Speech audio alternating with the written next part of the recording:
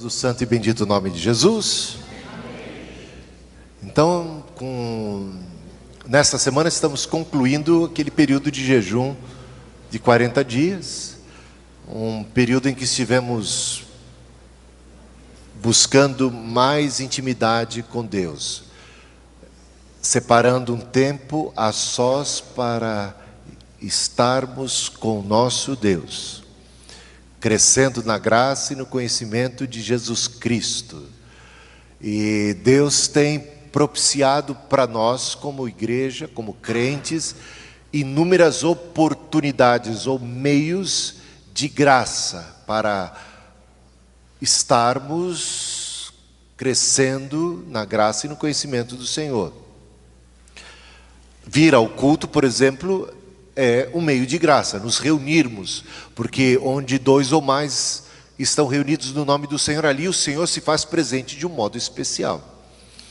Separarmos tempo para a oração também é fundamental, porque o Pai que vem em secreto te recompensa, porque através da oração também desenvolvemos nossa intimidade com o Senhor.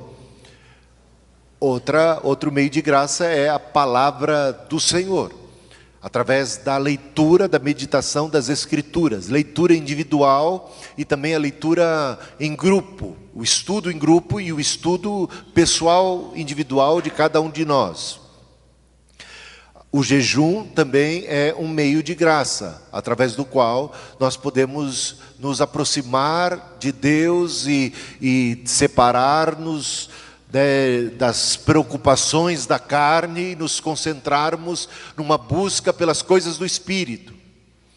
As ações de graça, os louvores, a adoração é um meio de graça, né? Porque somos cheios do Espírito Santo, falando uns com os outros com salmos, hinos e cânticos espirituais. Então a plenitude do próprio Espírito, ela acontece em nossa vida através das ações de graça, dos louvores, dos cânticos. Tem gente que espera chegar o domingo e o culto para sentir a presença de Deus. Está muito errado. Você pode e deve sentir a presença de Deus em todo o tempo. E deve louvar ao Senhor em todo o tempo. Que os louvores de Deus estejam sempre em sua boca, na sua mente, no seu agir. A gratidão. E isso tudo alimenta a nossa fé. A comunhão dos irmãos, cultos, palavra, oração, jejum. E eu diria também as boas ações, as boas obras, a caridade, a prática do bem. Isso também é algo que nos ajuda muito no nosso relacionamento com Deus. É também aprimorado através do nosso relacionamento com o próximo. Amém? Então temos nesses 40 dias procurado uma intimidade maior com o Senhor. Esse tempo a sós com Deus. E Deus tem provido uma série de oportunidades, de meios de graça. Mas a questão é, temos nos apropriado de cada um desses meios, temos feito o devido uso para o nosso crescimento. Se não, corremos o risco de passarmos e experimentarmos o mesmo que experimentou o povo de Israel. Povo também tremendamente abençoado por Deus. Deus amou aquele povo, chamou aquele povo, vocacionou aquele povo, cuidou daquele povo, fez chover sobre a horta daquele povo, deu a eles a mensagem, deu a eles os profetas, deu a eles tantas oportunidades de arrependimento, mas o coração daquele povo foi endurecendo e com o passar do tempo se tornaram cada vez mais alheios e distantes de Deus e a destruição veio. Eu quero chamar a atenção de vocês para um texto bíblico que se encontra no livro do profeta Isaías, capítulo 5. Isaías capítulo 5. Coloquemo-nos em pé para a leitura desta profecia, desta palavra de Deus ao seu povo Israel. E vamos procurar aprender as lições que Deus quer nos ensinar através deste texto tão importante que encontramos aqui na Bíblia. Todo mundo encontrou? Isaías 5 diz assim: agora cantarei ao meu amado o cântico do meu amado a respeito da sua vinha. O meu amado teve uma vinha num outeiro fertilíssimo. Sachou-a, limpou-a das pedras e a plantou de vides escolhidas. Edificou no meio dela uma torre e também abriu um lagar. Ele esperava que desse uvas boas, mas deu uvas bravas. Agora, pois, ó moradores de Jerusalém e homens de Judá, julgai-vos, peço, entre mim e a minha vinha. Que mais se podia fazer ainda a minha vinha que eu não lhe tenha feito? E como, esperando eu que desse uvas boas, veio a produzir uvas bravas? Agora, pois, vos farei saber o que pretendo fazer à minha vinha. Tirarei a sua sebe para que a vinha sirva de pasto. Derribarei o seu muro para que seja pisada, torná-la-ei em deserto. Não será podada nem sachada, mas crescerão nela espinheiros e abrolhos. As nuvens darei ordem que não derramem chuva sobre ela. Porque a vinha do Senhor dos exércitos é a casa de Israel, e os homens de Judá são a planta dileta do Senhor. Ele desejou que exercessem juízo, e eis aí quebrantamento da lei. Justiça, e eis aí clamor. Podemos nos assentar. Essa palavra de Deus para o povo de Israel, o seu povo nos dias do Antigo Testamento, povo muito amado. E a pergunta que Deus faz aqui é: que mais se podia fazer ainda a minha vinha que eu lhe não tenha feito? Aqui a vinha é um tipo do povo de Israel. Uma vinha que foi plantada, segundo a palavra de Deus, num terreno fertilíssimo. A terra era fértil. Então não pode a vinha não produzir frutos colocando a culpa na terra. A terra tinha todas as condições propícias para que o produto dessa vinha fosse bom. Tem mais. Veja. O meu amado teve uma vinha num outeiro fertilíssimo, sachou-a, limpou-a das pedras e a plantou de vides escolhidas. A semente plantada também foi uma semente boa, selecionada, escolhida a dedo. Repare bem. Edificou no meio dela uma torre, também abriu um lagar, para que todas as condições necessárias, a água, tudo, a semente, a terra boa, todos os cuidados, tudo pronto para que a vinha pudesse crescer e se desenvolver com naturalidade, produzisse afinal o fruto desejado. Mas surpreendentemente o que se viu no final das contas foi uma uva brava, em vez de uma uva doce, boa, aquela esperada. Essa parábola aqui contada, ela desbanca qualquer teoria determinista, qualquer teoria ou teologia de predestinação. Por quê? Porque esta vinha foi plantada pelo próprio Deus com propósitos benéficos. Deus, quando projetou a vinha, Ele escolheu a dedo a melhor semente e a colocou na melhor terra, terra essa preparada para a plantação e cercada de todos os cuidados, até mesmo de um lagar. Tudo ali preparado e pronto. E o que Deus esperava era o sucesso dessa vinha. O que Deus fez foi fazer e plantar com amor e dar todas as condições para que ela pudesse finalmente produzir o fruto pretendido, o bom fruto, uma uva boa.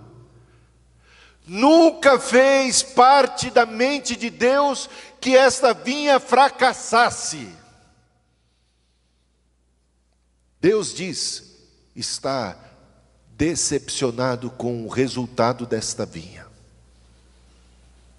Não porque Ele não tenha consciência do futuro e do amanhã, mas porque ao plantar a semente, ao escolher a boa terra, uma terra que mana leite e mel, ao propiciar todas as condições necessárias, tudo o que Deus fez para que a vinha pudesse ser bem-sucedida. E se houve fracasso aqui, houve fracasso que se deve única e tão somente ao descaso, a um erro que se encontra na própria vinha, que não se valeu de todos os recursos, que talvez não tenha se valido do lagar e de todas as outras condições propícias. Isso é o que aconteceu com o povo de Israel. E por isso que Deus diz agora, o que mais poderia eu ter feito que não fiz? Venham então me julgar. Deus está pedindo que você o julgue. Deus está muito consciente da sua inocência nesse processo inteiro. Deus não tem culpa desse resultado avesso, contrário ao seu propósito, ao seu plano inicial. O plano inicial de Deus era ter uva boa. Se houve uva má, não foi por falha de Deus, não foi porque Ele não cuidou da terra devidamente, porque Ele não escolheu devidamente a semente. O resultado foi mau, porque a vinha se portou mal. Porque houve algum pecado nesta vinha. A culpa é total da vinha e não se encontra, em hipótese alguma, em Deus. Por isso Deus pede: venham, julguem essa questão. Veja o versículo 3. Agora, pois, ó moradores de Jerusalém e homens de Judá, julgai-vos, peço entre mim e a minha vinha, que mais se podia fazer ainda a minha vinha, que eu lhe não tenha feito? O que faltou? O que eu podia ter feito? Que eu não fiz, para que essa vinha produzisse uvas boas. Por que ela produziu uvas bravas? E é isso que a gente vai ver. Analisando o cuidado de Deus para com o povo de Israel, a gente vai ver rapidamente algumas coisas interessantes, como Deus fez tudo em favor desse povo. E como Ele faz tudo em favor do seu povo, que hoje é a igreja. Ele chamou esse povo. Ele fez esse povo nascer. Ele escolheu uma boa semente. Ele selecionou bem. E ali estava Abraão, justificado por sua fé, com bom testemunho. Esses são os descendentes desse escolhido, dessa semente boa, que é Abraão. A ele Deus fez promessas. A esse povo foi amado por Deus e coberto por promessas preciosas. só que muitas delas condicionais. Quando esse povo se viu escravo, Deus proveu libertação. Lá no Egito, 10 pragas vieram, e o povo foi liberto, e o mar se abriu. Quanto cuidado, quanta libertação, quanta salvação para esse povo. E quando estavam no deserto, as tábuas da lei, Deus manifestou a eles a sua palavra, Deus comunicou a eles a sua vontade, Deus cuidou deles no deserto também, provendo. Deus foi provedor, Deus propiciou uma nuvem durante o dia para protegê-los do sol, uma coluna de fogo durante a noite, que no deserto faz frio, para também iluminá-los, para guiá-los no meio do deserto.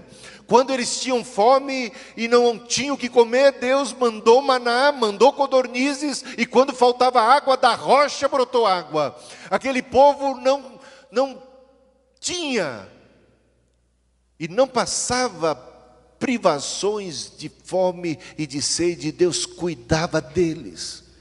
Mas o que fazia o povo? Desprezava o cuidado de Deus, tinha saudade das cebolas do Egito e por aí vai. Tem mais para a gente observar, mais para a gente ver.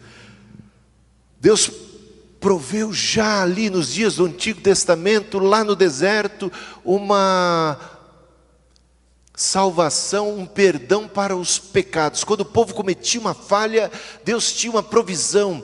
Deus já instituiu o sacerdócio levítico e aqueles cerimoniais com sacrifícios de cordeiros que apontavam para o Cordeiro de Deus que tira o pecado do mundo. Então a própria culpa do pecado do povo era expiada já por cordeiros que antecipavam o derradeiro, definitivo Cordeiro de Deus que tira o pecado do mundo, que é Jesus Cristo. Eles tinham então perdão. E quando eles falhavam, e quando eles se desviavam, Deus enviava profetas. Os profetas vinham como que dar uma palavra de alerta, um saculejo naquele povo, para que eles não fossem destruídos, porque Deus amava e queria o bem deles, e não queria que eles fossem punidos. E os profetas se levantavam e advertiam, para que houvesse arrependimento, conserto, cura. Mas os profetas eram mortos. E Deus manifestou paciente amor. Esse povo nasceu como fruto do amor de Deus, do cuidado de Deus. E eu quero que você abra a Bíblia em Oséias capítulo 11. Vamos ler os 4 primeiros versículos, só para você ter uma ideia do amor e do cuidado de Deus para com esse povo, que revela o amor e o cuidado de Deus para com o seu povo, em todas as épocas, em todos os tempos. Oséias 11, do versículo 1 ao 4. Pode procurar.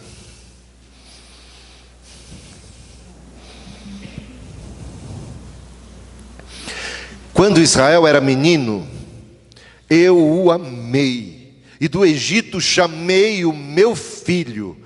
Quanto mais eu os chamava, tanto mais se iam da minha presença. Sacrificavam a Baalins e queimavam incenso às imagens de escultura.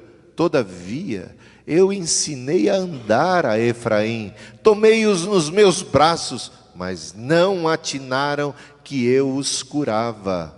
Atraí-os com cordas humanas, com laços de amor. Fui para eles como quem alivia o jugo de sobre as suas queixadas, e me inclinei para dar-lhes de comer. Como uma mãe, como um pai que cuida de um bebê, que toma o bebê em seus braços, que o alimenta e depois os ensina o bebê a dar os seus primeiros passos, que cuida dele, que protege, que cura. Mas Deus se lamenta que, tendo ele amado tão grandemente ao seu povo, ao seu filho, a quem ele chamou de filho, a quem ele tratou como um filho amado e um filho querido, tenha esse filho sido tão mal agradecido. Seja esse filho alguém tão ingrato. Atraí-os com cordas humanas, com laços de amor, fui para eles como quem alivia o jugo de sobre as suas queixadas, e me inclinei para dar-lhes de comer quanto amor. Todavia eu ensinei a andar Efraim, tomei-os nos meus braços, mas não atinaram que eu os curava. Muitas vezes atribuíram aquela benesse, aquela bênção a qualquer outra circunstância, natural, física, biológica, econômica, social, ou até mesmo, para piorar a situação, a outros deuses. Porque o que se vê aqui é um povo que vira as costas para Deus e vai atrás de Baal, vai atrás de outros deuses. Bem, é tão triste isso. Jesus, entrando em Jerusalém, avistando Jerusalém, lá do alto do monte, ele chora sobre Jerusalém e diz: Jerusalém, Jerusalém, que matas os profetas e apedrejas tantos quantos te são enviados. Quantas vezes eu quis, como a galinha ampara os seus pintinhos debaixo de suas asas, eu quis proteger vocês, mas vocês não quiseram, vocês se recusaram. Eis aí, os teus inimigos te cercarão de trincheira, e haverá destruição para você, simplesmente porque você se recusou, se negou, se afastou do meu amor, do meu cuidado. Quantas vezes, ele diz, quantas vezes, como a galinha cuida dos seus pintinhos, quantas vezes, como vemos aqui em Oséias, o profeta falando do amor de Deus, um amor tremendo, um amor que ultrapassa qualquer limite, por seus filhos, querendo protegê-los, querendo salvá-los, mas eles, com coração obstinado de incredulidade, se afastaram de Deus. Outro recurso de Deus para nós,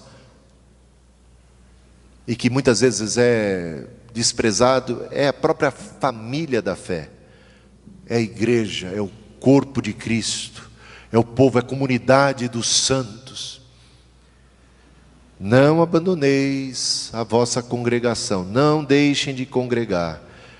Há muita força, muito amparo. Hoje ouvimos o testemunho da Rosana a respeito de como tem sido importante para ela a família da fé. Ela tem uma família que passa por tribulação.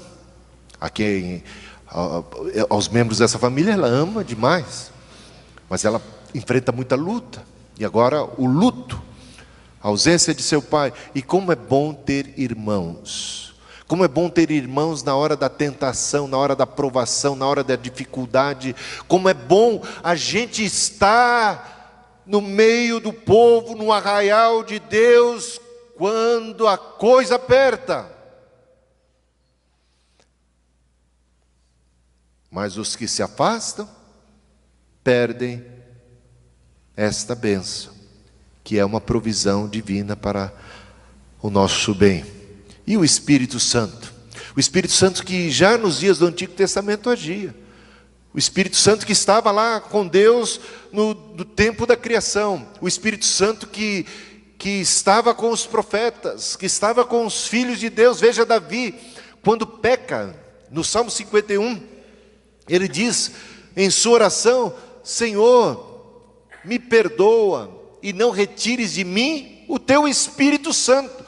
Uma das coisas que o Davi tinha mais preocupação com a questão do pecado, ciente de que o pecado nos afasta de Deus, ele busca logo o arrependimento e pede a Deus: por favor, Senhor, não afaste de mim o teu Espírito, porque sem o teu Espírito eu estou sem vida, eu estou morto nos meus delitos e pecados. Como é importante o Espírito Santo, que recurso! A nossa vida é uma vida nascida pelo Espírito Santo e deve ser vivida pelo Espírito Santo. Devemos produzir os frutos que são frutos do Espírito Santo. E o Espírito Santo está aí. Não me repulses, diz ele, da tua presença, nem me retires o teu Espírito Santo, ou o teu Santo Espírito. Salmo 51, versículo 11. E você sabe o que está lá escrito em Atos, capítulo 7, versículo 51? A respeito do povo de Israel? Atos, capítulo 7, versículo 51. Pode procurar, porque a gente dá um tempo para você achar.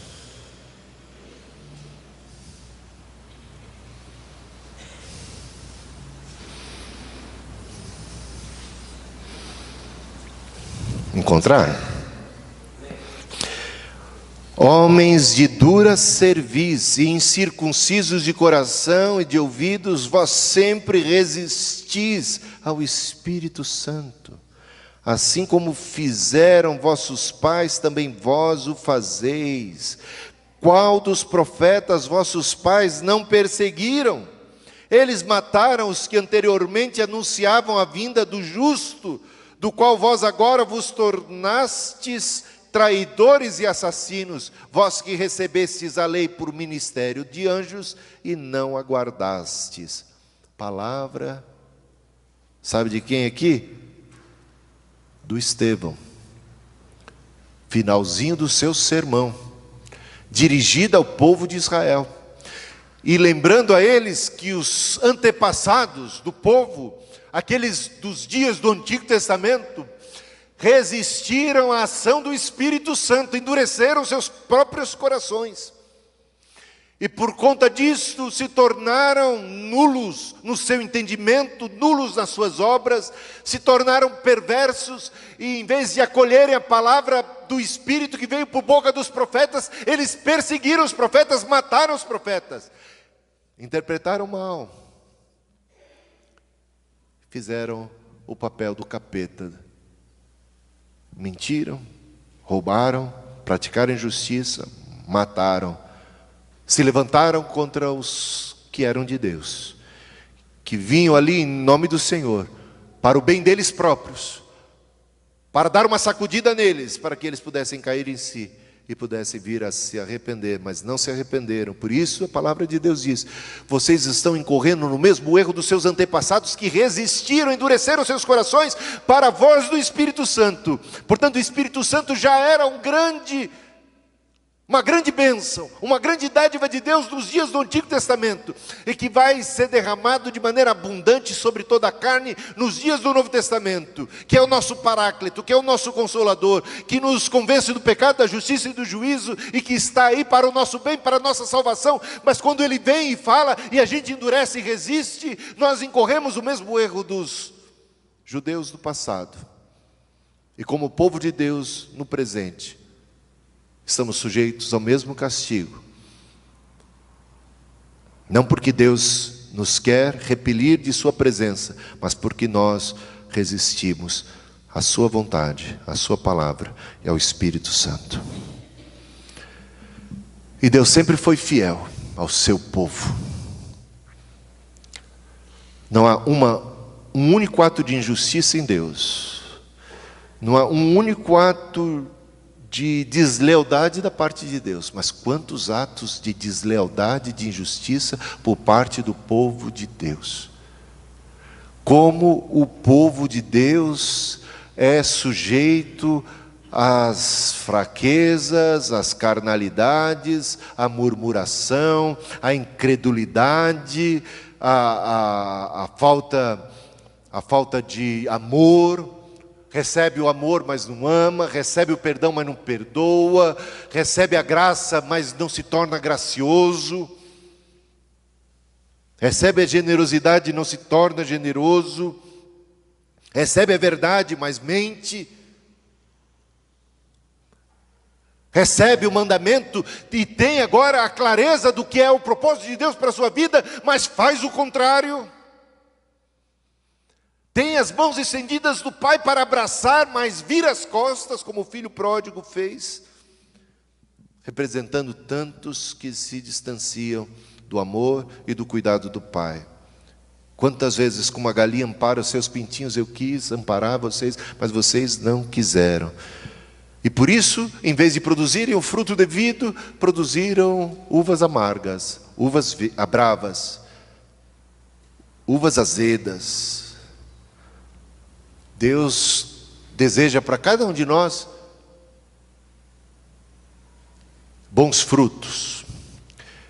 Essa missão que Ele tem designado para cada um de nós, que venhamos a produzir bons frutos.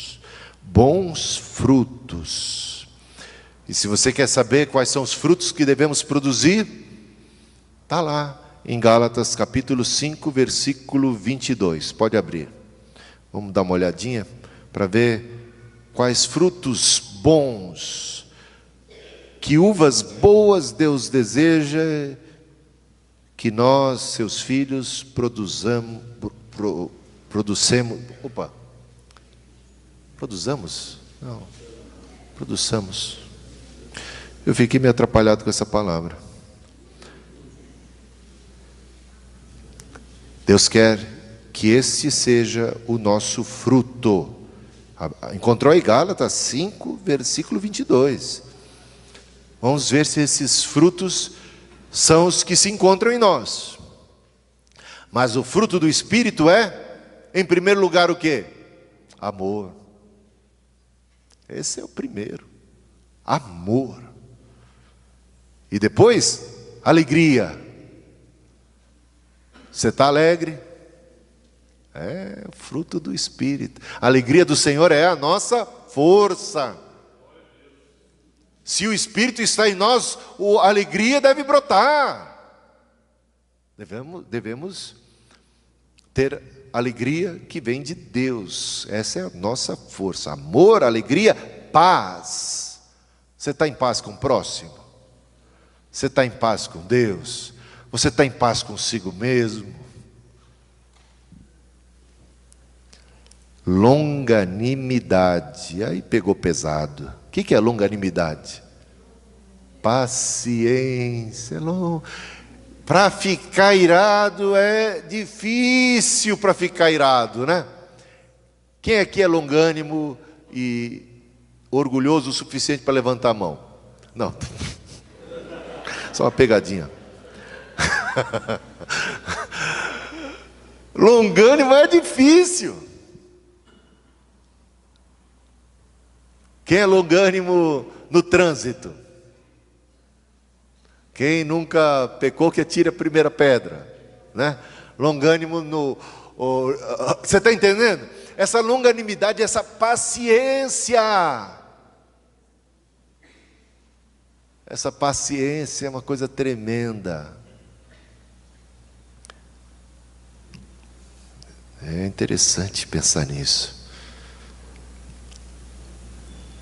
Paciência com o cônjuge, paciência com os filhos, paciência com os pais, paciência com os irmãos, paciência na igreja, né? Amor, alegria, paz, paciência, benignidade, bondade. Isso aqui se resume: fazer aos outros aquilo que você gostaria que os outros fizessem a você. Tratar os outros como você gostaria de ser tratado. Essa é a lei, é a bondade. Amar o próximo como a si próprio. É a bondade. Fidelidade, lealdade. Deus é fiel a nós, sejamos fiéis uns aos outros, fiéis em todos os nossos negócios, fiéis em todos os nossos relacionamentos. Fiéis. Fiéis ao cônjuge, fiel à esposa, fiel aos filhos, fiéis uns aos outros, irmãos fiéis uns aos outros, fiéis no trabalho, no emprego, leais na igreja, leais em todas as nossas relações humanas. Fidelidade, integridade, honestidade, mansidão, que está ali bastante com a longanimidade, né? A questão da mansidão, domínio próprio, que também está bem com a paciência, domínio próprio, temperança, cuidado com todos aqueles impulsos, com tudo aquilo que parece querer nos dominar, com todos esses apelos, os vícios. os vícios. É vício, é a jogatina, é vício de novela, é vício de um chocolate, de um doce, é vício de um alimento, é vício do cigarro, é vício da bebida, é vício de um videogame, é vício de alguma coisa que atrapalha a gente. Eu não estou dizendo que ninguém pode assistir novela e que ninguém pode mais assistir futebol, mas tem gente tão viciada nessa porcaria que é capaz de, entre as coisas de Deus, um culto e um jogo, vai para a porcaria do jogo. E que depois se queimar no inferno por causa de uma porcaria dessa, não tem como reclamar. Escolheu. Entre as coisas de Deus e as coisas do mundo, o meu coração bate mais para que lado? E quanta gente assim, entre a novela e a reunião de oração, entre a novela e a célula, entre não sei o que e tal. Gente, estou bravo, né?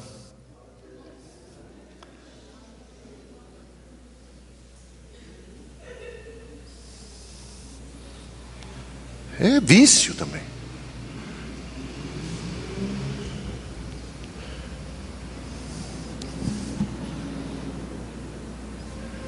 Vício é o que os outros têm, né? O que os outros têm é vício, é mal. Se eu tenho, não é. Está santificado. Então, essa maneira, às vezes, de ver é que nos traz prejuízos enormes. Fruto do Espírito. Tem mais frutos, não tem? Deixa eu ver aqui. Pulei. Fiquei bravo. Perdi a mansidão aqui. Temos que confessar os nossos pecados, né? Mas Jesus ficou bravo. Às vezes a gente tem que entender isso melhor.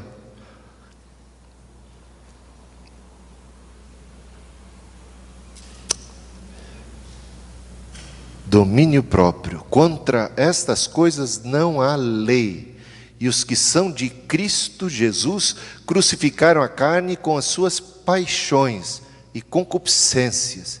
Se vivemos no Espírito, andemos também no Espírito. Não nos deixemos possuir de vanglória, provocando uns aos outros, tendo inveja uns dos outros. E aí vem também as obras da carne que, nos versículos anteriores, né? Se você quer ver as obras da carne, versículo 18, mas se sois guiados pelo Espírito, não estais sob a lei. Ora, as obras da carne são conhecidas, e são prostituição, impureza, lascívia, idolatria, feitiçarias, inimizades, porfias. Porfias aqui é disputa, é competição, é intriga, é confusão, ciúmes, iras, discórdias, dissensões, facções, invejas, bebedices, glutonarias e coisas semelhantes a estas, a respeito das quais vos declaro, como já outrora vos preveni, que não herdarão o reino de Deus os que tais coisas praticam. Então, a advertência é clara, forte, posta diante de nós. E o suspiro de Deus em relação ao seu povo foi esse: que mais se podia fazer ainda a minha vinha que eu lhe não tenha feito? Todas as condições Deus tem nos brindado para que produzamos os devidos frutos que Deus tem para nós, coisa boa. Ele não projetou nenhum de nós para falhar. Ele nos rodeou e nos cercou com todas as condições e oportunidades para a gente ser bem-sucedido. E isso podia se aplicar em quase todas as áreas da vida. Deus não tem uma vida de fracasso para nenhum dos seus filhos. E se o fracasso vem, a culpa é nossa. Não adianta a gente ficar transferindo a culpa do pai, a culpa da mãe, a culpa das circunstâncias, a culpa é do governo, a culpa é do país, a culpa é da pobreza. Não, Deus vai nos dar todas as condições para sermos bem-sucedidos. Não estou querendo falar aqui que todo mundo vai ficar rico, milionário, não é bem por aí, mas ser bem-sucedido é ser uma pessoa de bem, uma pessoa vitoriosa na sua vida. Uma vida de vitória. Agora, o que a gente tem que fazer? A gente tem que perceber, abrir os olhos. Deus está dando condições boas. Aproveita as oportunidades. Abraça aqueles meios, aquelas condições que vêm à nossa mão, porque Deus dá, bota na nossa mão. Vamos fazer render isso. Vamos, se Deus está nos colocando e nos plantando junto a um lagar, vamos sugar esse lagar. Vamos tirar partido disso, porque isso é uma dádiva divina com ações de graça, recebida, acolhida, para que essa semente possa produzir uma fruta doce, boa, na vida, em tudo mais. E muitas escolhas, decisões, são tomadas de maneira errada. Eu ia falar outra palavra, estúpida, mas era muito forte. Porque não nos apropriamos de tudo que Deus nos cerca. Gente, Deus coloca ao seu redor gente que tem sabedoria. Deus coloca ao seu redor igreja. Deus coloca ao seu redor uma palavra de sabedoria.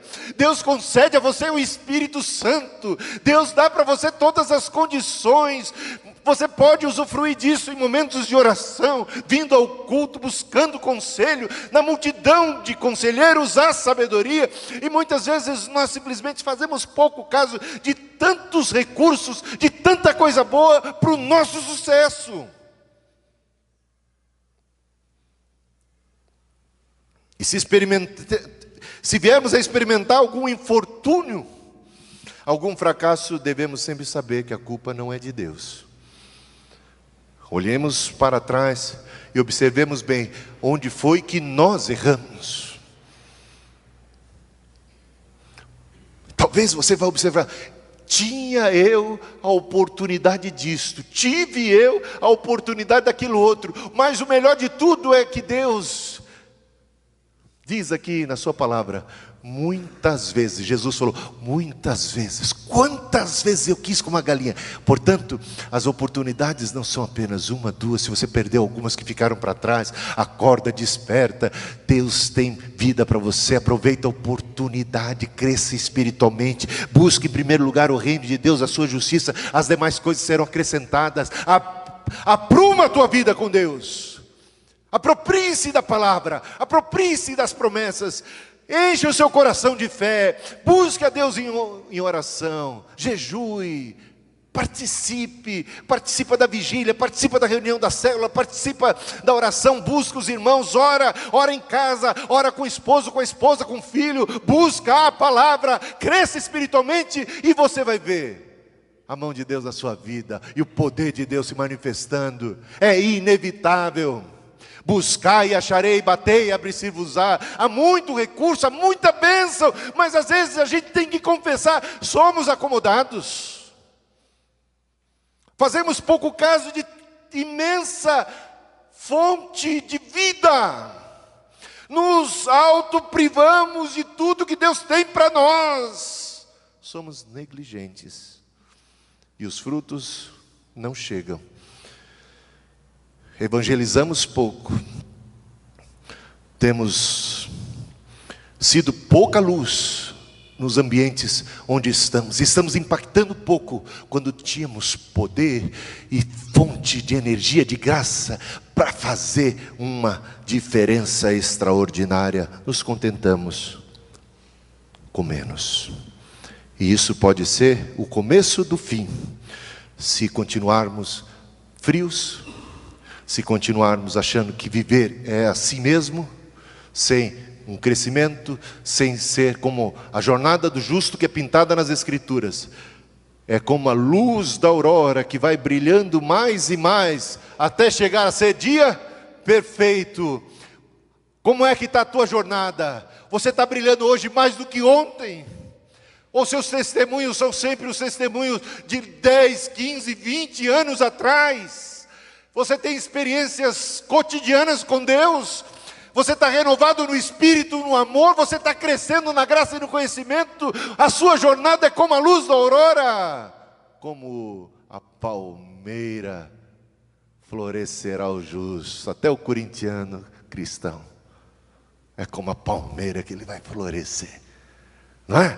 Vai crescer, crescer, crescer até a plenitude. Isso é o que Deus tem para nós, para mim, para você, para toda a família. Então, veja que Ele tem nos plantado cuidadosamente. Não despreze o teu meio ambiente. Jesus também foi plantado num lugar, parecia meio inóspito. Nasceu numa manjedoura, mas ele está crescendo na graça e no conhecimento. Ele valorizou aquele carpinteiro, José como seu pai, Maria como a sua mãe. Ele valorizou tudo aquilo foi para ele um tesouro, sobre o qual ele edificou.